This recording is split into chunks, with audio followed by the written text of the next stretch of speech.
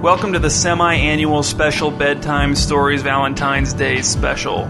Tonight's bedtime story is called Discomfort Shack, and Valentine's Day plays a small, but I would submit not insignificant role in this story. Let's begin. The only homes on Downwash Lake were on the south bank, and at least half of those were empty from October through May. It was, perhaps, the least desirable lake on which to own a house in the Multi-Oak area.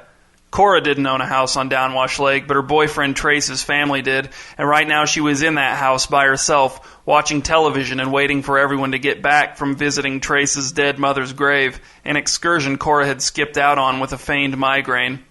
The day was cold and dry, and Downwash Lake was a frozen gray blank broken only by the presence of one decrepit ice fishing shack out on the ice 50 yards from shore. Cora hadn't seen anyone going to or from the shack since she'd arrived at the lake home 5 days ago. And if anyone would have seen someone going to or from the ice fishing shack, it would have been Cora, because she'd spent almost all of her time at the lake home staring out the window at the frozen lake while the TV mumbled in the background and Trace and his family took naps, read thick dusty books, and prepared and ate cold ham sandwiches with superhuman quietness. When Trace had invited Cora to escape Heavenburg for a week and tag along on his family's annual February vacation to the lake home, he had emphasized how peaceful and restful it would be, how restorative, how rejuvenative. He had also casually mentioned that it might be kind of romantic to spend Valentine's Day together in a place that had been such an important part of his formative years.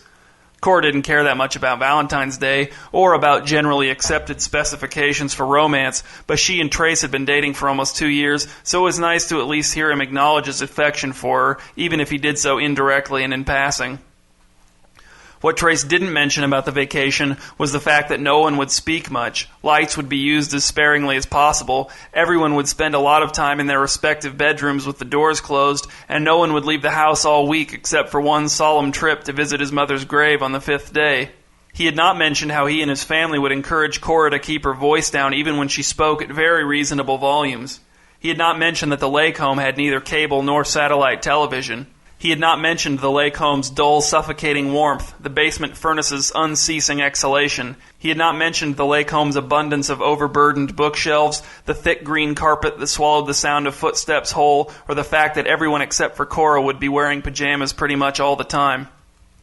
Cora didn't just feel out of place at the lake home, and she wasn't just bored. It was far worse than that. She couldn't articulate how the vacation was making her feel with any real precision, but she hated it desperately. It was as if the vacation was actually making her boring, as if it was draining her of everything that made her interesting or lively.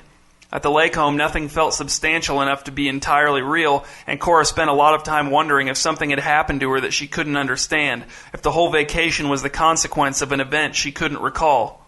Or maybe the vacation was some kind of transition for her, although she had no idea to what this vacation could be transitioning her. Or maybe there was nothing wrong with the vacation at all, and Cora herself had somehow gotten her wires crossed, and now she couldn't see the vacation for what it really was. Whatever the case, Cora felt neither peaceful, nor rested, nor restored, nor rejuvenated.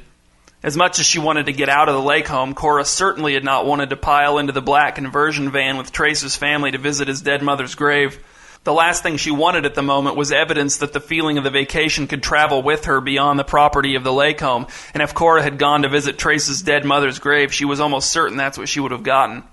Instead, Cora sat on the couch and looked at the lake, focusing all of her attention on wondering what the inside of the ice fishing shack might be like so that she wouldn't think about the long-term or permanent effects this vacation might have on her. She wore a sweatshirt, jeans with a belt, and socks. She'd tried to wear shoes around the house on the first day of the vacation, but Trace had taken her aside and calmly insisted that she not. He'd also suggested that she wear something more comfortable than jeans around the house, such as pajamas, but Cora refused. The thought of wearing pajamas all day long in the lake home made Cora panicky. In fact, after the second night, Cora had started wearing her jeans to bed so that she'd never have to wear her pajamas. When Cora's cell phone rang, it took her a while to realize what was happening. No one had called her since she'd arrived at the lake home, and she'd actually forgotten she had her phone in her pocket. The call was from Trace. "Hello? Hi, Cora." Tracy's voice was staticky. "Just calling to say we'll be home in an hour." "Okay," said Cora, "I'll be here." "I know you will," said Trace. "Where else would you be?" He made a sound similar to a chuckle. "I don't know," said Cora. "Right," said Trace. "Anyway, just stay cozy. I can't wait to change back into my pajamas." See you, said Cora. Trace hung up. Cora put her phone back into her pocket and stood up. She walked into the dim kitchen and looked out at the lake home's empty gravel driveway. In an amount of time that Cora knew would feel like none at all, Trace and his family would pull the van into the driveway and come inside and file quietly into their rooms and change into their pajamas. Some of the bedroom doors wouldn't open again until tomorrow. Cora didn't even know how many of Trace's family members were currently on vacation with her. Counting Trace, there were either 6 or 7. It was a big van. The lake home was bad when Cora was all alone in it, but when it was filled with Trace's family, its power to smother increased exponentially. Cora thought about going through the house and turning on all the lights. She thought about turning the volume on the TV all the way up, or belting out her alma mater's fight song, or going into the master bedroom and jumping up and down on the bed while shouting silly vulgarities. But she couldn't actually do any of these things. They were out of the question. Cora knew that if she tried any of them, the lake home would just turn them back on her, and she'd end up feeling even worse than she did now. Cora had lost all sense of where she stood with Trace, or anyone, or anything, really. It wasn't as if she didn't know who she was anymore. She still knew who she was. It was more like, what difference did knowing who she was make if she no longer had any understanding of how valuable it was relative to who everyone else was to be who she was? Cora couldn't just sit back down on the couch and look out at the ice fishing shack and wait for Trace to come home and sit down on the couch next to her and murmur expressions of passive contentment every 10 minutes. She could not just sit and wait for the axe to fall. Cora slipped her feet into her shoes, put on her coat, stocking hat, and gloves, and went outside into the cold and the wind and the forecast threat of a wintry mix. The ice fishing shack was 5 feet wide, 5 feet long, and just over 6 feet tall. Inside there was a low stool positioned next to a black hole in the ice and an unlit kerosene lantern on an old TV tray. Cora stepped inside, leaving the door cracked open behind her to allow a little light inside with her. The walls of the shack blocked the wind, but otherwise it was just as cold inside the shack as it was outside. Cora stood still and listened to her own shuddering breath, the wind and the water lapping at the sides of the hole in the ice. She stepped up next to the hole and looked straight down. The ice was 8 inches thick, and the water looked as black as oil. Cora felt a different kind of cold coming up out of the hole, a more sinister, more penetrating cold than the cold of the air, the wind, the snow. Cora scooted the stool as far back from the hole as it could go, and then sat down on it with her back against the wall. She reached out and fiddled with the lantern, but it wouldn't ignite. Maybe it was broken or out of kerosene. Cora didn't know enough about kerosene lanterns to diagnose whatever was preventing it from lighting. She kicked the door closed, and the shack was dark but for a scrap of light coming in through the crack under the door, just enough to illuminate the white rim of the hole in the ice. With her hands deep in the pockets of her coat, Cora looked at the hole, which was the most interesting thing to look at by default. It was odd to think that there were fish down there, living and swimming in the blackness, looking for bait, although they didn't think of it as bait, of course. To them it was just food. Only from the informed position of the ice fishermen was what the fish were looking for considered bait. This struck Cora as a very profound thought, perhaps the first thought of any substance she'd had since arriving at the lake home, and this realization led her to the conclusion that leaving the house to hide in the ice fishing shack had been the correct choice for the sake of her spiritual well-being. She shivered and smiled and flexed her fists in her pockets and her toes in her shoes, trying to keep the blood flowing through her digits. Cora knew that she couldn't stay in the shack forever, obviously, or even for more than a few hours, but it was nice to know that for now, she was where she was supposed to be. Sometime later, Cora's phone rang in her pocket, startling her again. She had to shift around on the stool to get her stiff, numb fingers into the front pocket of her jeans, and then, when she finally got the phone out, she dropped it on the ice and had to use both hands to pick it up. The call was from Trace. "Hello? Cora, where are you?" Cora could tell from the volume and timbre of Trace's voice that he was back in the lake home. It made her skin crawl. She resented the fact that this phone call allowed the lake home to reach out and touch her even in the ice fishing shack. "I'm somewhere you'll never look," said Cora. "I'm somewhere you'd never go." "Did you get a ride back to your house in Heavenburg?" "No, Trace. Is that somewhere you'd never look? That's probably the first place you'd look. Actually, we know it is because that was your first guess, and I said I'm somewhere you'd never go. You go to my house all the time." "Well, where are you then?" "I'm not telling you on purpose, Trace. I don't want you to find me." "Oh," said Trace. "It's just you're sort of spoiling the last couple days of my vacation. There's not supposed to be any stress. That's kind of the whole thing of it." "Then don't stress," said Cora. "You sound cold," said Trace. "You sound warm," said Cora, "and comfy." "You just need to relax," said Trace. "Tell me where you are and I'll come get you. I'll bring you a ham sandwich." Cora hung up. A minute later her phone rang again. She could tell it was Trace without looking at the screen. She knew the call was coming from the lake home because even the sound of her own ringtone carried its taint. Cora underhand tossed the ringing phone into the hole and it disappeared with a wet gulp. More time passed. Outside the shack, the sun set.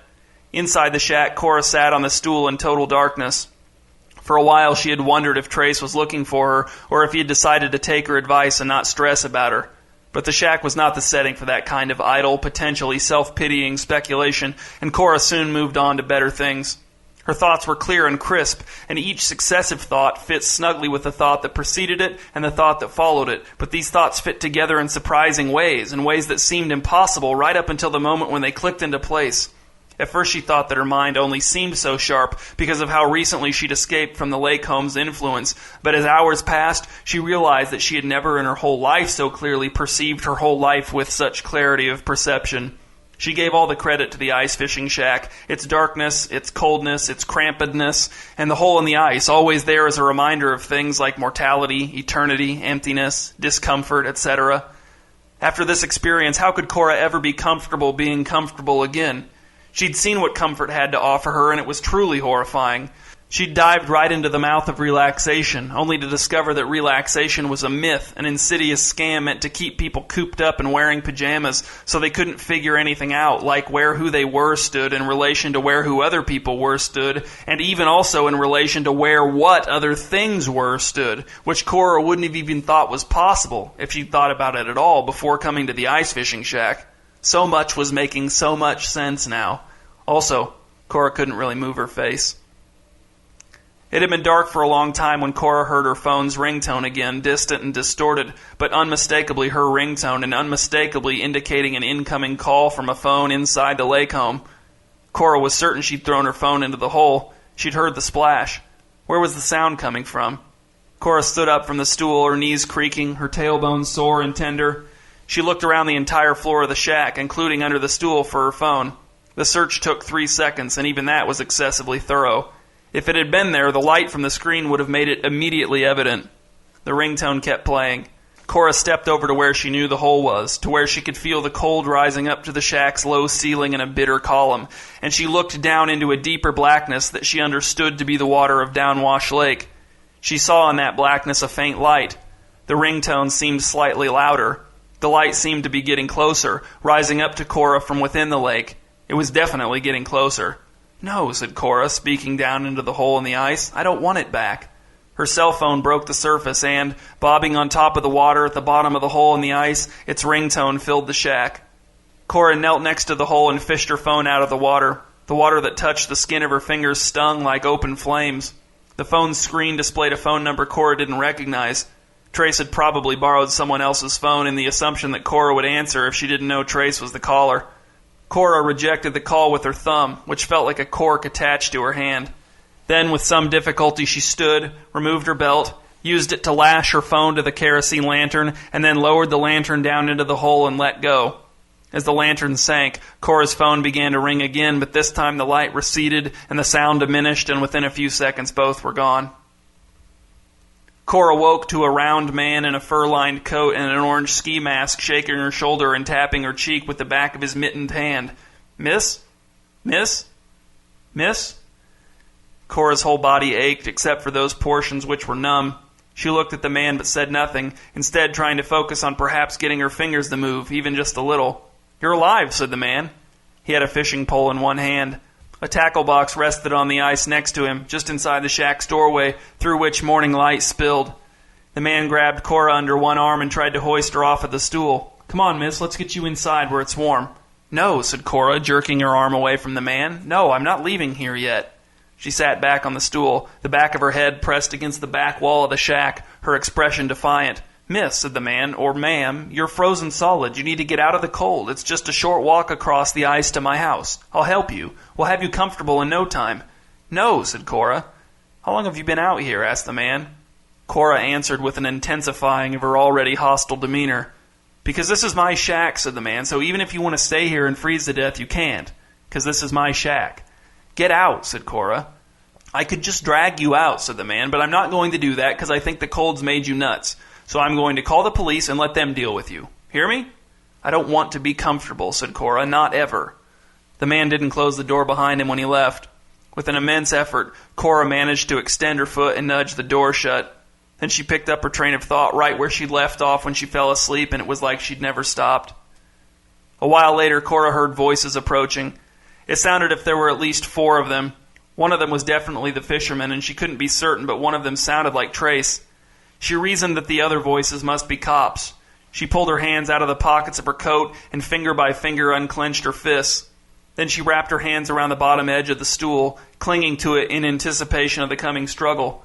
Cora reasoned that she might have a better chance of resisting the men if she got off the stool and wedged herself in the far corner of the shack on the floor where she could kick up at them, but she couldn't bring herself to abandon the stool. It wasn't for comfort reasons that she couldn't abandon the stool. She was so over comfort. She just didn't want to. "Miss?" It was one of the voices Cora didn't recognize. "Stay back," said Cora, her voice coming out in a hoarse croak. "Leave me alone." "Cora?" Trace was out there. "Cora, you've made your point. When we get back to Heavenburg, we'll celebrate Valentine's Day with just the 2 of us, okay? I didn't know it meant this much to you." Cora laughed through her nose. There was no way anyone outside of the ice fishing shack could have heard it. "All right," said a different voice that Cora didn't recognize. "We're going to have to come in and forcibly remove you, miss. It's for your own safety. Please don't fight us. We're only trying to help you." Cora heard shuffling, sliding footsteps closing in on the shack. She listened intently, trying to gauge the distance between the men and her, trying to determine how much longer she had, trying to cram as much valuable thought into the next few seconds as she possibly could. Then, beneath the footsteps, Cora heard another sound. It came from all sides, rumbling up through her feet, groaning low and mournful. "Stop," she heard the fisherman say, his voice shrill. "I said stop!" The first crack sounded like a gunshot. "Get back! Get—" The man's voice was blotted out by an eruption of sharp cracks and pops, a cacophony of splintering, buckling ice, grinding and collapsing, splashes and panicked shouts. Then the noise subsided. Cora heard voices calling out to each other and the sound of large objects creaking and scraping together. Water washed under the door of the shack and up around Cora's numb feet, soaking her shoes and socks, then retreated. The hole in the ice in front of Cora made sloshing sounds. Cora felt the ice rocking gently from side to side beneath her. Outside, the temperature was dropping, the wind was rising, sleet was beginning to fall, and Cora couldn't have been less comfortable.